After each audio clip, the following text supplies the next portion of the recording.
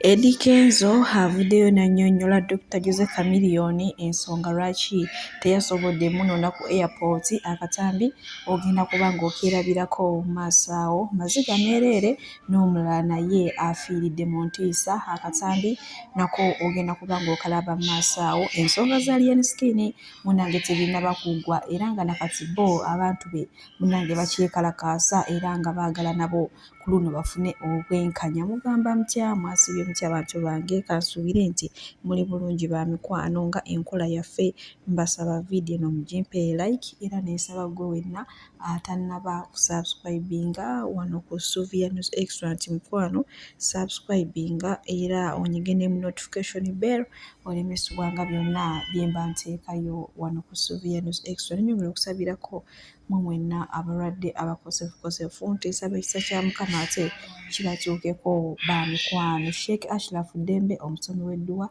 akola ku nsonga z'amaka oyagala kufuna butuuze bweru bizinesi yo nga tezitambula bulungi mukubireko agenda kuba nga ate akusomera edduwa. Munange sigenda kuyisa nkutandise ne Eddie Kenzo amaze n'addamu oba n'ayanukula Dr. Jose Chameleone oluvannyuma lw'okumusindikira message enkambwe ng'amuvunaana obutamunona ku kisaawe ate nga yakimanya nti omuyimbi w'eggwanga Nakinku agenda komawo naye Kenzo annyonnyodde agambye nti teyaliyo obwaka akaseera Dokita teyatuukira mu ggwanga Uganda naye era alina gy'agenza ate okuddukanya emirimu egimu emirala agenda kubanga mubatuusaako wano Kenzo ng'ate ye kennyini wamma abanyongo.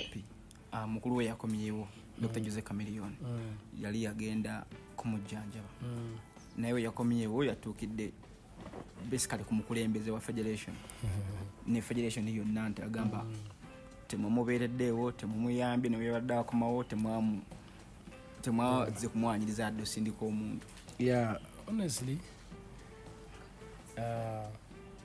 nze ng'omuntu nadde siriiwo nabadde ndi mu West Nile.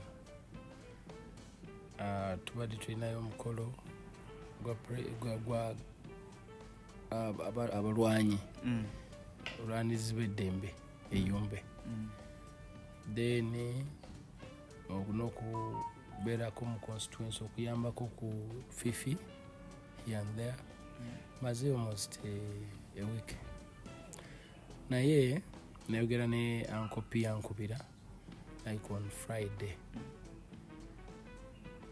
yajja wano manyi Uncle P is a leader here at the federation yajja n'atuuza aba secretariat n'ababulira ekirina okukolebwa then nange nankubira okumpitiramu kibateesezaako in terms of okukima Dokita ku ssaawa nenkuba immediately essimu ku secretariat nga mbabuulira kyetwogedde ne Uncle P ku ssimu yankubira emirundi ng'ebiri kati ne baŋŋaaka bakikoleko then awufene to proceed nga the next day okugenda eyumbe te netiwaaka ze olumu ziba okitegeera so saali nnyo ku ssimu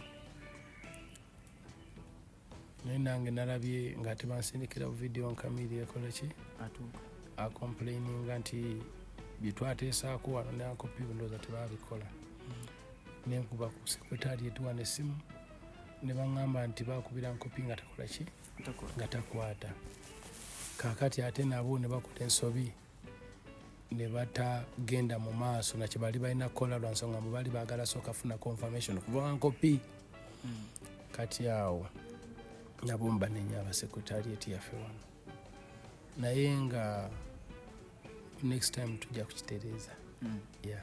Ekitegeeza abadde tayagala muntu mu buntu yabadde alina ebintu byayagala nedda yadde ayagala abantu bino byali byaffe naye yennyini abadde tabimanyi bye twateesaako ye nga Chameleone ali tamanyi nti tulina kye twali tupulaninga kati ye concern ye yabutatulaba vuiki mutuufu oba ekitegeera. And Uncle P wabanga vice president Uncle P vice president era yabaddewo ne kati omanyize brother kati ebiseera ebisinga yamulabira mu kategori eri ava matches erida here naye ayina wamulabira nga osanga yamulabanga bro wadde agwa alinnya mu ngatto bbiri naye we shall have a meeting with him and all shall be well. we love Chameleon ne kenyini mwagala nnyo naye akimanyi naffe wano tumubeereddewo nnyo ne mu kugenda ne mu ddwaliro twa contributingako ne bwaba ategese esho tubaawo ne tuteekamuko akatono ne tugula obutebo kamu bubiri tumwagala nnyo Daike. Eddie Kenzo bw'atyo munnange naye bw'avuddeyo n'annyonnyola munnange nti yali alina ati naye emirimu gy'akakkalabya weewaawo nga baali bateesezza ne kabineeti ye nti bagenda kugenda ati banone omuyimbi w'eggwanga Dr. Jose Chameleone naye tebaasobola olw'ensonga ezo nammwe nga bwe muzeewuliddeko kale bwe tweyongerayo n'akabenje ndekabusa era nga kano kagudde ebitundu by'e Masanafu munnange owa booda abadde ali mu kuvuga n'atomeregana oba n'atomera omusajja wa takisi era ye afiiriddewo omutwe gwonna gubetentese so gwe wenna maama oba kabulazi oba jjajja obaani ng'olina omuntu omunaye nga wa booda naye nga osibye omunonyi olunaku lamba talabika manya munnange wenjogerera ze mbuyaga ezikaze empewo so munoonye ate ku bantu bammwe nga katondera okusaba Omukama amusonyiwe byonna ebyamusobako era amuwe n'ekitangaala abalungi abatuwuliriza era abatulaba olunaku olwaleero tukyaddeko ewa Sheikh Ashraf Dembe. Sebo nsanyusa okubalaba amannya agange Yozeseeka Ashraf Dembe akola ku bizibu by'enjawulo omuntu singa aba alina ebirwadde musomereddwa tumuwa amazzi ga lukuya nga bw'obadde ogalaba tugenda abantu ku kyoto ne twokya emizimu emibi egibabaamu n'okulombeddwa abantu singa abeera ng'ali wano atuuse nsobola okumulombereddwa ne waba atatuuse nga mpadde amannya ge naye ng'ali wala neetaase ennamba yange yeeno eri 0707763711 nammwe bannyinaffe abali ebweru oyagala okuba nti oyagala okulombera ku ddwa ng'olina ebizibu viza zibuze amaka gakolongotana sente zikola zimpita mu ngalo ojja kumpeereza ekifaananyi kyo n'amannya go ebyo byokka bijja kummala nja kukulombera edduwa ojja kutereera olunaku olusembayo mu mwezi mba n'edduwa eyawamu ffenna n'abalwadde bange abakadde n'abapya. Salaamu alaikum warahmatullahi wabarakatuh.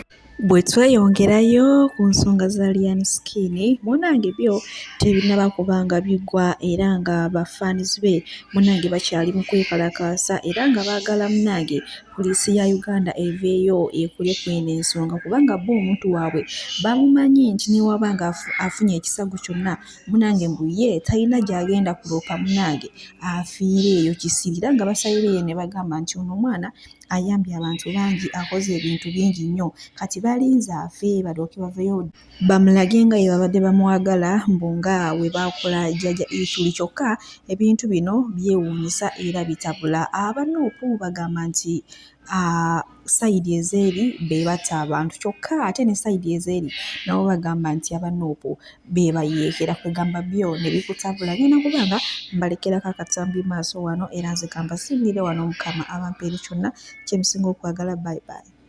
Ryan Skin yasimattusa okufa era singa si Katonda Ryan Skin yandibadde mu bagenzi olwaleero.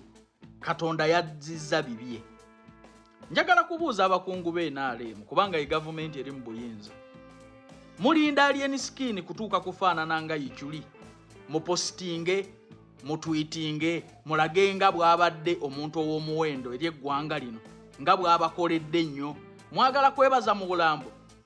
Kite muyigira ku nsobi zibaawo kutandika kukuuma abantu bammwe.